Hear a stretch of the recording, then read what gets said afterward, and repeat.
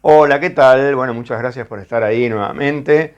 Me alegro muchísimo que este canal siga creciendo, que tenga cada vez mayor cantidad de visualizaciones. Y hoy vamos con una de las ya clásicas, clasiquísimas diría yo, mini biografías de uno de los personajes más legendarios de la farándula argentina. También toca de cotela política.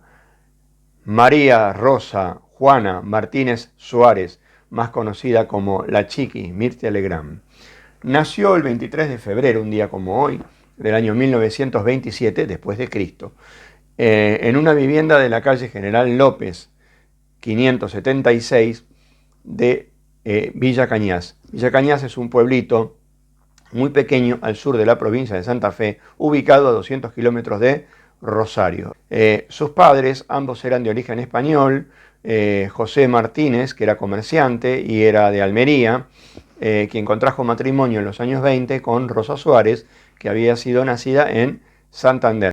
Tuvo dos hermanos, el mayor fue un gran director de cine, José Martínez Suárez, que nació en 1925 y murió en el 2010. Y su hermana gemela, María Aurelia Martínez, 19 de enero de 1937, su padre murió luego de una operación de úlcera de duodeno. Tras la muerte del padre, la familia, o sea, la madre y los hermanos, decidieron radicarse definitivamente en el barrio de La Paternal, en la ciudad de Buenos Aires, donde las gemelas continuaron con su educación escolar y además una educación artística, en danza y actuación. Entre 1940 y 1968, Mirta Legrand, el personaje del que estamos hablando, protagonizó 46 películas.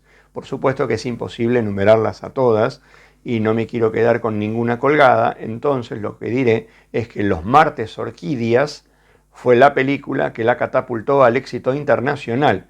Eran las épocas de oro del cine y las películas se veían en toda Hispanoamérica, es decir, en todos los lugares que se hablaba español.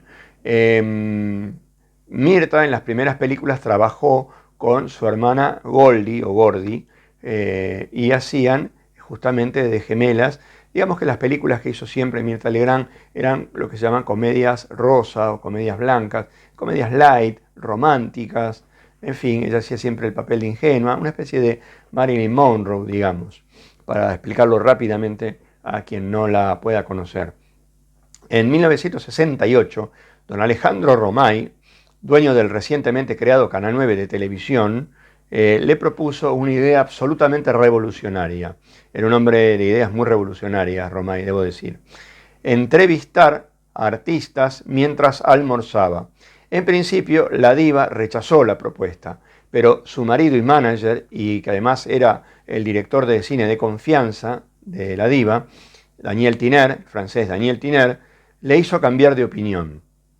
Y el día, presten atención, 3 de junio del año 1968, se emitió el primer Almorzando con las Estrellas, así se llamó la primera versión del programa.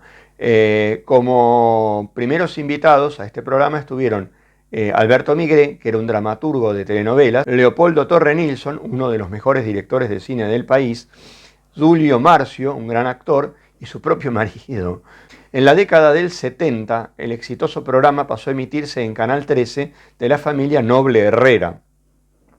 Fue allí, durante la dictadura militar de Jorge Rafael Videla y con el Mundial de Fútbol del 78 como excusa, que entrevistó al dictador y no ocultó su simpatía por el régimen, que incluso calificó de exitoso. Recuerdo perfectamente las palabras, dijo que estaba orgullosa de lo que se estaba llevando a cabo a nivel gubernamental. Al año siguiente, tal vez como premio, pasó a la televisión estatal o pública, con el caché más alto de la televisión argentina de ese momento.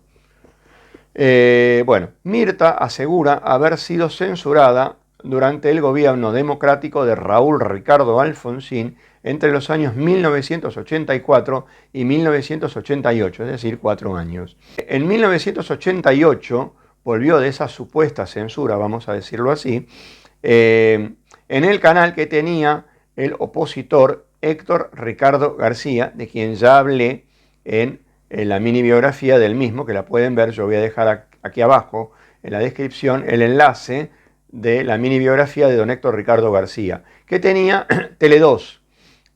Recordemos, vale la pena, que Tele2 tenía una señal muy débil porque estaba en La Plata, que está a 50 kilómetros de la capital, etcétera, etcétera. Pero desde allí no ahorró en críticas a la débil gestión ya del presidente Raúl Alfonsín, que se batía en retirada con una hiperinflación y unos problemas bastante serios, de los que ya hablaré cuando toque hablar de Alfonsín. En 1991, con el gobierno de Carlos Saúl Menem, desembarcó en Telefe, que era el antiguo Canal 11, ya privatizado, y en manos de Telefónica de España, entre otros accionistas. El principal era Telefónica de España.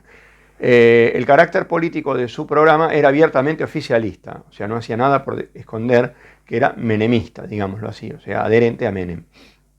Gozaba incluso de propaganda oficial del Estado y por mucho dinero. En 1995 cruzó al torturador Miguel Ángel Echecolás, que era juzgado por delitos de lesa humanidad, con el torturado, entonces senador, Alfredo Bravo. En 2003 entrevistó al matrimonio presidencial de Néstor y Cristina Kirchner y no dudó en preguntarles, cito textual, algunos dicen que se viene el zurdaje. Zurdaje es un término despectivo utilizado en Argentina para referirse a la gente que es de izquierda. Néstor no le contestó absolutamente nada y la conversación siguió por otro lado. En 2010, a pocos días del fallecimiento del presidente Néstor Kirchner, tampoco dudó en preguntarle a su viuda, es decir, a Cristina, lo siguiente, y voy a citar textual: ¿es cierto que el cajón estaba vacío?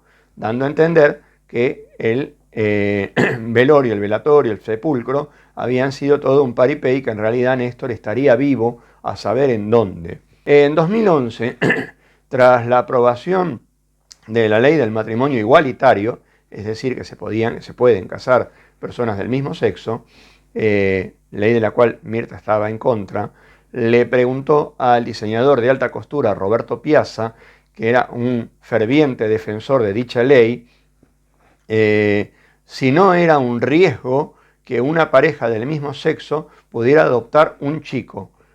A lo que Roberto Piazza le respondió que en todo caso se lo preguntara a su hijo, es decir, al hijo de Mirta, Danielito, que era gay. O sea que le tiró un golpe, le devolvió el golpe Roberto Piazza a Mirta, el golpe bajo, digamos. Durante la campaña del expresidente ahora, Mauricio Macri, en 2019, le espetó lo siguiente: yo hice mucho desde este programa para que ustedes estuvieran en el gobierno y me siento totalmente defraudada. Luego, bueno, ganó Alberto Fernández. No se sabe bien si ese reclamo era político o económico, porque cabe señalar que, según estuve investigando, Mirta recibió, digamos, la pauta publicitaria oficial más baja de todos los gobiernos que ella transitó. Es decir, que hasta los Kirchner le pagaban pauta oficial y muy alta. Apenas apareció en escena el actual presidente Javier Milei, Mirta no dudó un instante en hacerse libertaria, como se autodenominan los seguidores de el señor de los pelos enrulados. Es decir, que se hizo partidaria y militante desde su programa por este señor. También cabe señalar que hace días trascendió que en la vuelta de Mirta a la televisión, porque Mirta aún está haciendo televisión, se firmó una pauta publicitaria millonaria. Según Milei no había plata, no había plata, pero para la pauta publicitaria de Mirta, para comprar dólares en el extranjero, para todo eso sí hay plata. No hay plata para que la gente coma, para que la gente viva bien, para eso no hay plata. Bueno, nada, una pauta publicitaria, decía, oficial obviamente, para que le haga publicidad a Milei y para que hable bien de Milei. Bueno, nada.